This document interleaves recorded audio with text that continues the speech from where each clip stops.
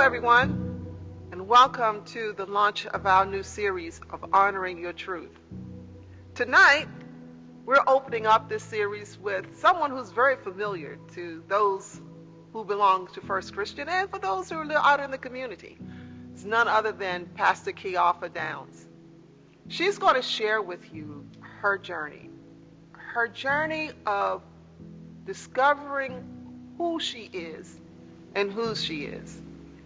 You will hear in her testimony of how important it is to know who you are, because when you don't know who you are subject to following other people and their actions and their behavior begin to define you.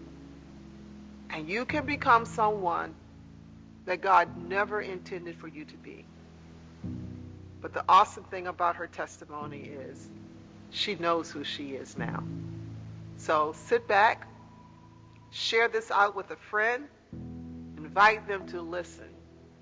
This awesome testimony from Pastor Kiapha Downs. So, Pastor Key, tell us a little bit about your growing up. You grew up a single mom. Yes. So tell us what that was like. Yes, as you said, I grew up with a single mom. It was me and my mother. But yet, even though I grew up with my mom as a single mother, her sisters all had 6 to 7 kids. And I was often with them. So I never really felt like I was the only child. Because I can remember right after school closed in this, for the summer, the next day I was down the country, as we would call it, with my Aunt Boosie and her kids. I mean, most kids get a couple weeks home or whatever. I mean, the following day after school closed, I was down the country with my Aunt Boosie and her kids. And my Aunt Boosie had 7 kids. So I made the 8th kid. So coming up, I really never felt like an only child. And if I wasn't with my Aunt Boosie and her kids, I was with my Aunt Peggy and her kids, and she had 7 kids. So, but the times that I was home with my mom, like during the school year, then I really did feel like an only child. But the experience was okay. My mother worked hard. I saw my mother get up every morning, go to work. I came home from school, and what I realized is that when I came home from school, I basically did my homework by myself. I didn't ask my mom to help me with certain things, at school. I just figured it out. And I can remember going at the time, I was in Adams Park Elementary School up until the 4th grade. And my mom moved to the parole area. And I can remember my mom say, "You're not going to parole school. You're going to Germantown." And I was like, all my friends are going to parole. She said, "You're not going. You're going to Germantown." And I can remember my mother taking me to Germantown Elementary School, being in the principal's office, trying to register me to school. And this woman was giving my mother such a hard time of accepting me in this elementary school, which is a public school. So eventually Maggie Crawford was persistent about Kiapha going to that Germantown school. So I got put in. And I believe this was the transformation of me realizing that I was a little black kid. Because I realized in Germantown, there was only 5 black students in this school. All of my black friends were over at parole. And parole was predominantly black. Exactly. You had the black teachers, you had everything. So I'm going into a whole new world. I've come from nothing but black teachers, in a community where if you did something wrong before you got home, somebody in the house knew about it. That type of community. To go into a community, a school community where all my teachers was white. There was one black teacher, I think Miss Finney, Carlisa Finney, mom. And so anyway, in this school, brand new to me because I had never really had any interaction with white kids. I'm in a predominant black community. Everything we did was black with black people. So here I am in the 5th grade being desegregated into Germantown. So what I can remember is being there. I remember this little boy named Johnny. I'll never forget his name. Little Johnny called me an African. And I beat him badly. I mean, because, and so I ended up going to the principal's office. Miss Taylor. See, names like this, incidents, you don't forget people's names. Miss Taylor asked me, why did you beat Johnny? I said, because Johnny called me an African. Miss Taylor told me, well, you know that your ancestors are Africans. You talk about devastation. I couldn't believe it. This woman was saying I was African. At this time, there was no black history that I had been taught that I even came from Africa or my descendants were from Africa. That wasn't taught to me from the first to the fourth grade. I'm only in the fifth grade. And what year was that? 67 or 66, 67. So that wasn't part of life in the black community nor in my school at Adams Park. They didn't talk about that. So that devastated me. And in fact, the only thing that I knew about African was Tarzan on TV. And the way those black people act with Tarzan, I couldn't relate to that. There was no part of me. So that really crushed me. And she suspended me for a week. Wow. Another thing, I don't know what happened, but I knew then. Again, I couldn't go home to tell my mother what really happened. I can't remember the story I made up with my mother to get me back in school. The second incident that happened that I remember at Germantown School, back in the black community, Mr. Ray's came out, the weed Mr. Ray. But back then it was only the ponytail. We were wearing our hair like ballerinas, like a ponytail, and you put the other ponytail on connected to your ponytail. So your hair would swing. So when I got to Germantown with my ponytail, I was just swing my look, because the little white girls, they swung their hair. So to identify and be a part of behavior, I would swing my little ponytail, be out on the playground on the swings and holding my head back. So one day somebody said, oh, you have to go to the principal's office. Miss Taylor wants to talk to you. When I got in that principal's office, she said, you seem to be having an identity problem. And I don't know what you're talking. She said, because you're black. And tell you what, you can't wear that ponytail anymore. Tell your mother that you cannot wear that ponytail to school anymore. Knowing the mother that I had, if I had went home and told my mother what this woman told me, it would have been all over for that woman. So again, I just told my mother something not to wear the ponytail to school anymore. So these are blows from somebody that's 9, 10 years old, about my identity of being black, crushing me. So in the 6th grade, I didn't remember having incidents. But what I do remember is when I got to Annapolis Junior High School, they separated you by 7A, 7B, 7D, 7D, and all the black kids was either C or D class. And even though I came from Germantown, and I realized too, when I was in Germantown Elementary School, our school book said St. Mary's High School. So our school books came from St. Mary's High School. Where Adams Park, I don't know where they came from, but I never saw stamped on none of my books from Adams Park Elementary School, St. Mary's High School. So when I got to junior high, like I said, I was put in a below average type class. Unbeknownst to me at that time, that's how it was. That it was later on learning the system that they were putting black kids through. Okay? So got through that. But buried in me, I'm still got some apprehension about being black. I'm learning that black is just not good enough. I'm second class or something.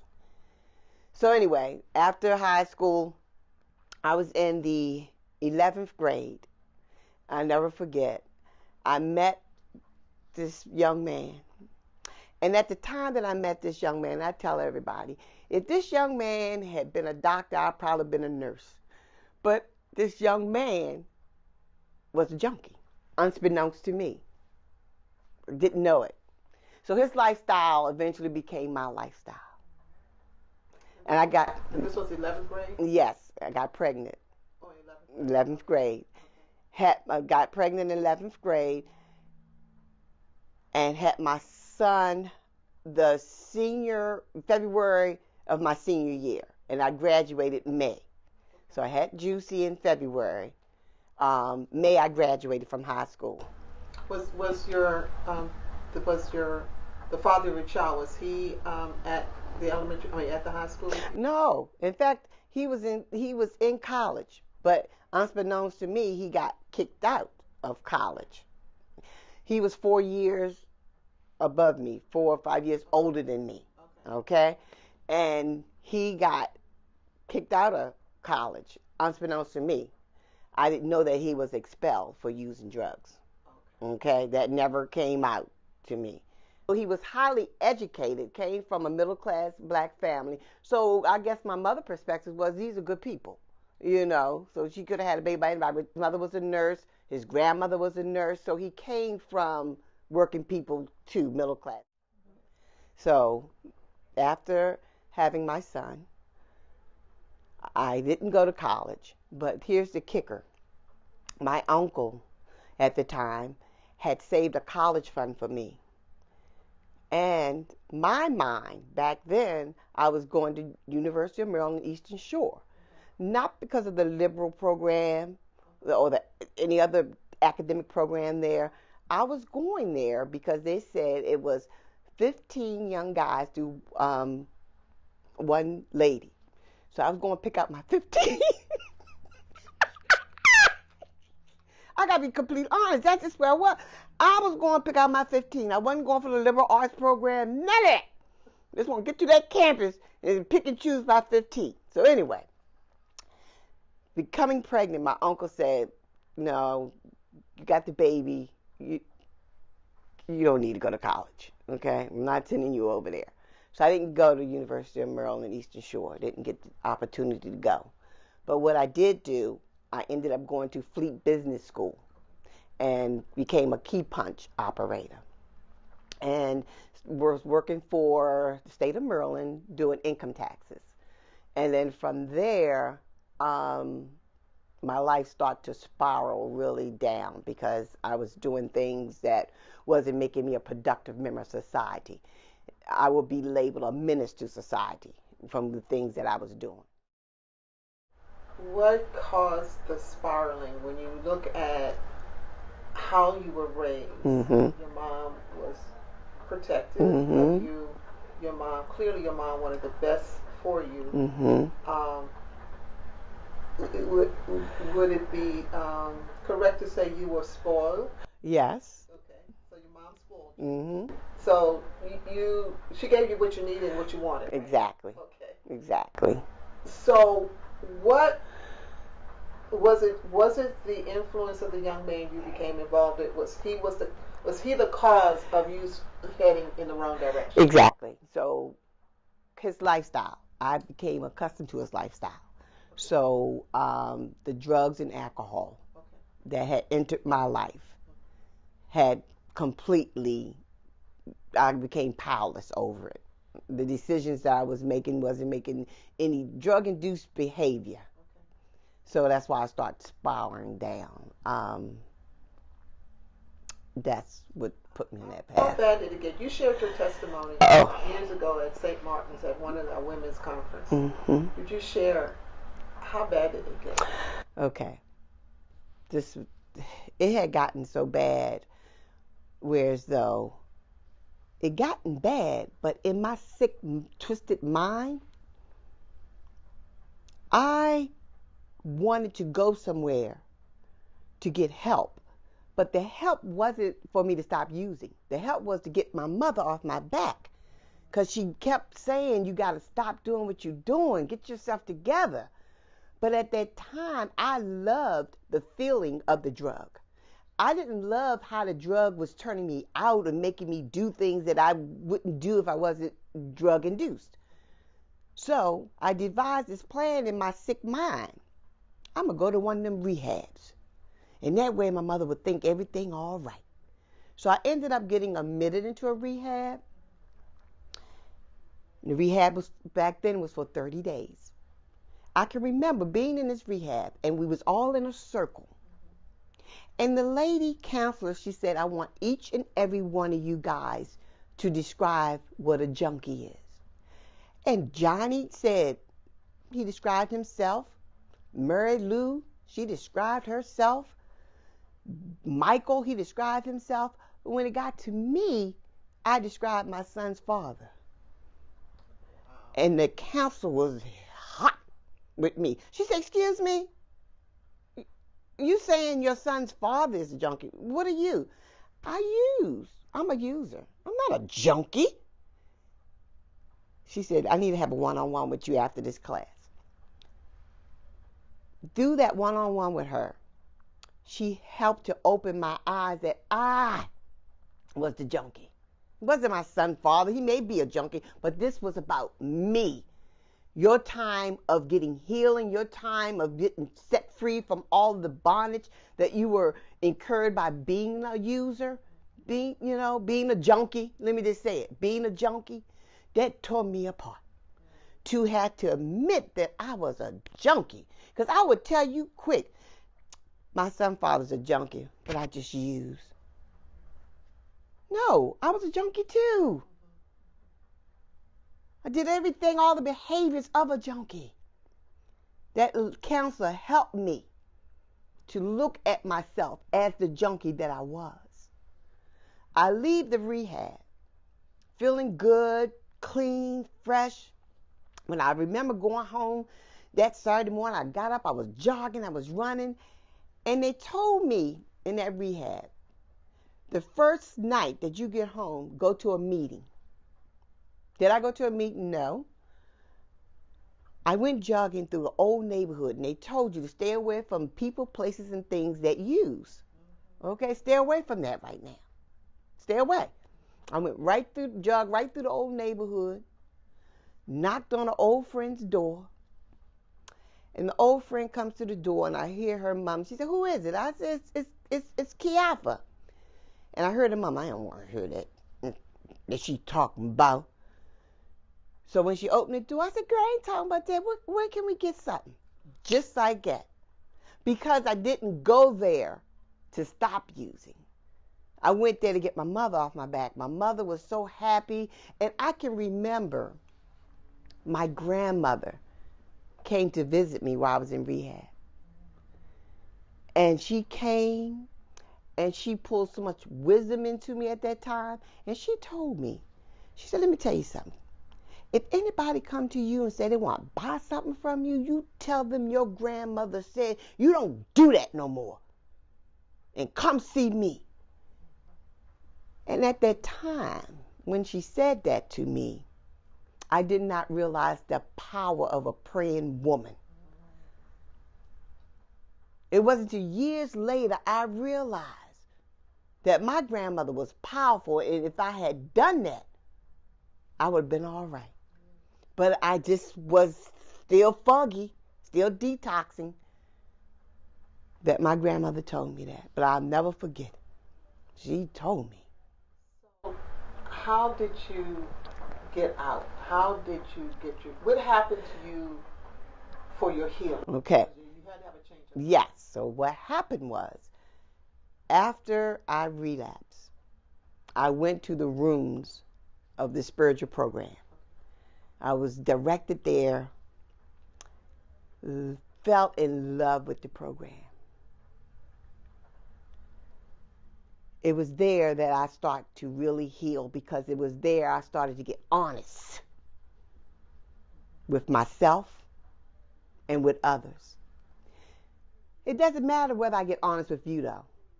It's most important if I get honest with me. You got to start with me, being honest with myself. And when that process started to take place, It was in the spiritual program. I was going through steps, admitting that I was powerless over drugs and alcohol.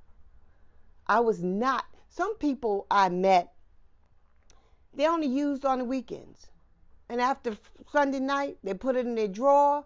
They go to work, was successful, and they wouldn't hit it no more until Friday. And then I looked at myself. Once I hit it, I couldn't put it away. I was not a sociable user. Some people are sociable users. They can go to the bar, have a drink, and go home. I go to the bar, they tell me, hey, we ready to close. You got to recognize the truth. Once I hit, I can't stop. Some people can take one and leave it alone. That wasn't me. And I knew that until I was able to accept that, that's how I was, then I was starting to heal. I remember being in the program and I would share my story. And people will come up and say, girl, you sound like a preacher. I said, what? You sound like a preacher. I said, well, if I sound like a preacher, you must need a sermon. You know, had no idea. Those are the little things you think about and say, oh my gracious. See, I believed that God put me through these spiritual programs to start my healing. Because see, God was looking down on me. She said, looking at her, she pitiful, poor, pitiful baby. So this is what I got to do with her.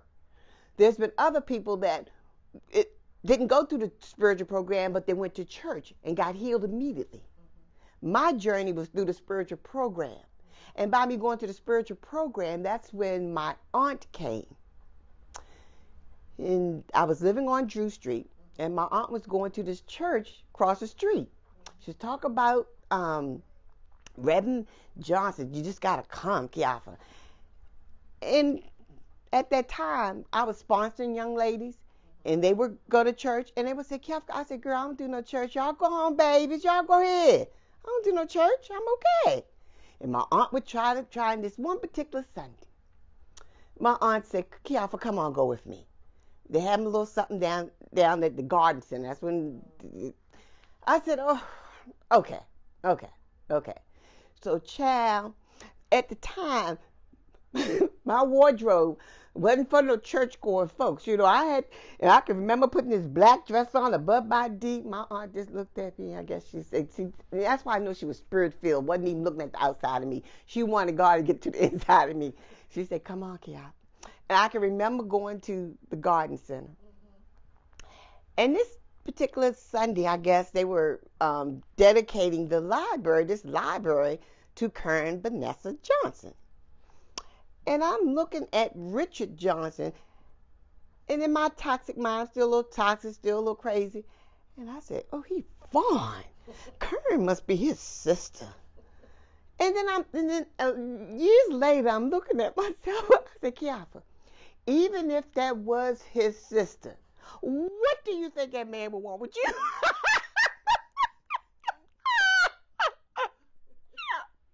What do you really think Richard Johnson would want with you, Kiapha? Yeah. So from that point on of attending that ceremony, I went to church, to the other service with my aunt, and my aunt just brought me there. And through me coming there, me being in the spiritual program, I was bringing other people there because he was preaching what we was being taught as the principles that we needed to come out. We practice these principles in our daily lives, we're going to be okay. And he was preaching the same thing through the word of God. And it just connected. And I started to heal each day. You know, each day I was getting better and better and better. Wholly, spiritually, emotionally, physically, healing. My thing is, I found hope because I was hopeless. I found faith because I was faithless.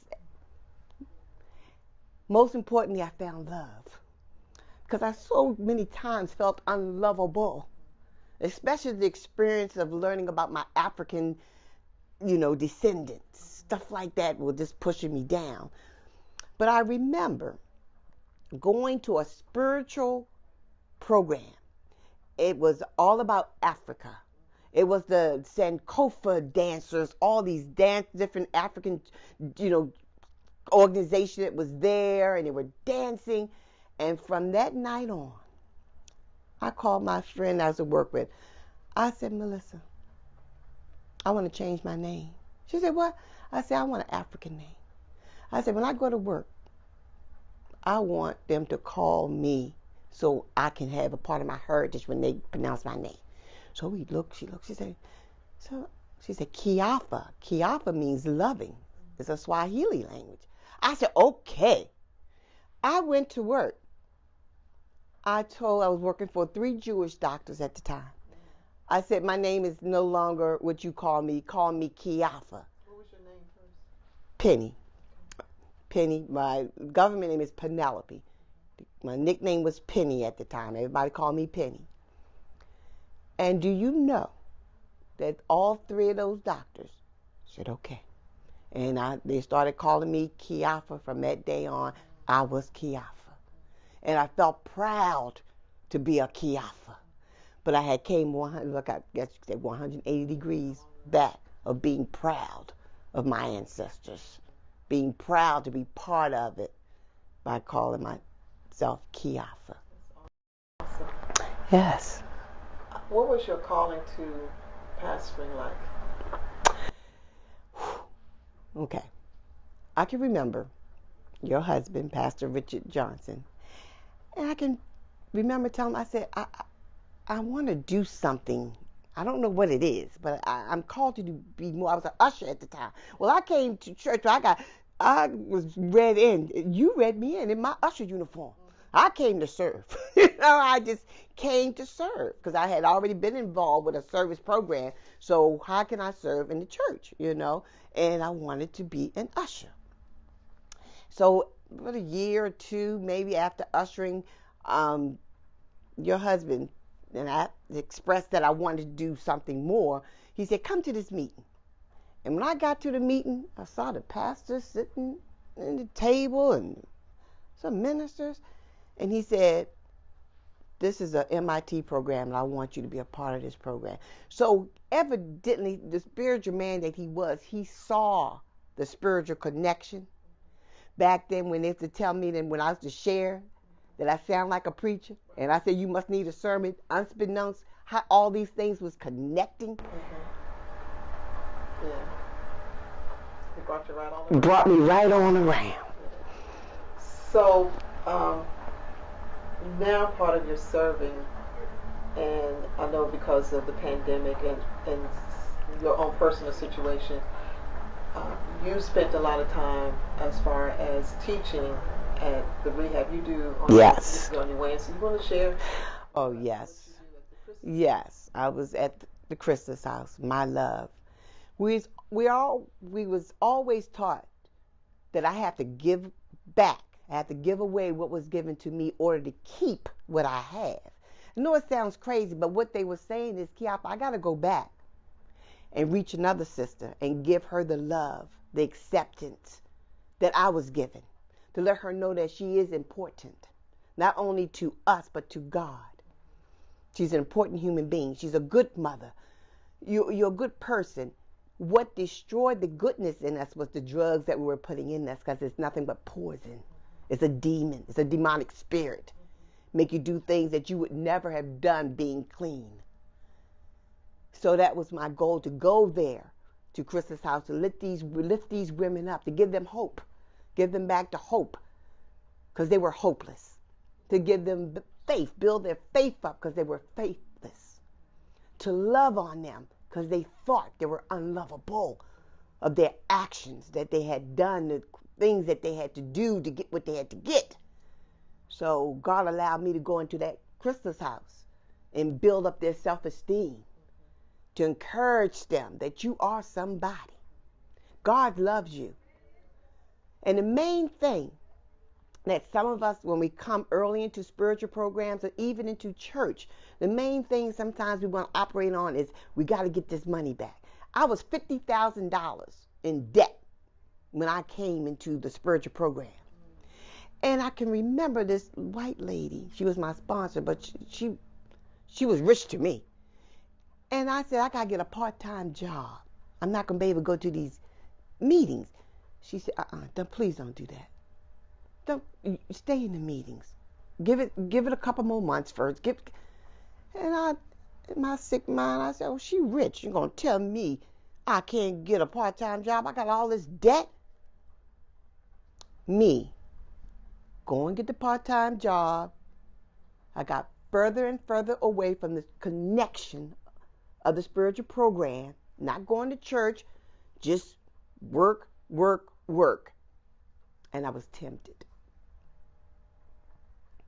Because I worked in an open public space. People from my past that didn't know what I was doing now, they hadn't seen me, would come in. Yeah, you want something? No. But one day I said yes. So you had a relapse? I had a relapse. And the next day, I went back to those meetings. And I shared what happened to me. And I've been clean ever since. I got 30-some plus years clean today. That's awesome. Yes. 30-some. What does, as we come to the close, what does honoring your truth mean to you? Everything. Because you cannot heal if you don't honor your truth and work on. All truth is not pretty. And that's why sometimes it's hard to honor or deal with the truth of self. I'm talking about self. It's not pretty. But once you get in and accept that truth about you and work on that truth, that's when it becomes pretty. It opens up like a flower. You start to bloom. You blossom. We're an organism, just like that planet. You know what I'm saying? So if I'm fed right, nutrition is fed into me. That nutrition is truth, accepting it and working on it. So I can be the best that He has created me to be. And what I like about learning about myself, too, is like I really never realized that all of us have different prints in our hand. Our fingerprints are totally different than anybody else. So that lets me know my God, when He created all of us, He gave us our own identity. How can a God love you that much where He gives each individual that is birthed their own identity? I have my own identity. I don't have to try to be you. I don't have to try to be you. God wants me to be me. Learn how to be me.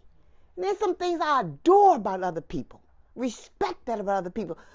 But if I don't have it, I don't have it. Disrespect and admire that you're able to look at something that's adorable, but you may not have it. But what I have is adorable. I got some adorable parts.